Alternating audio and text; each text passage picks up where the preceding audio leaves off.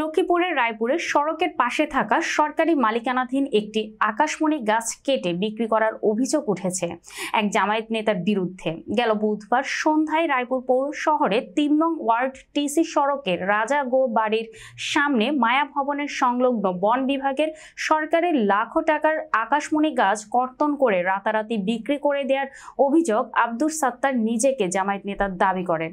তার বাড়ির রাস্তার সামনে গাছটি নিলাম ছাড়া তিনি গোপনে গাছটির টেন্ডার ও নিলাম ছাড়া গাছ কাটার অভিযুক্ত সাত্তার। নাম ভাঙান রায়পুর উপজেলা পরিষদের চেয়ারম্যান আলহাজ অধ্যক্ষ মামুনুর রশিদেরও নাম। অভিযুক্ত সাত্তার বলেন, দরখাস্ত দিয়েছি, বন বিভাগ নেয়নি, তাই বন বিভাগের সহকারী সোহাগ সাহেবকে রেখে আমি কেটে ফেলেছি।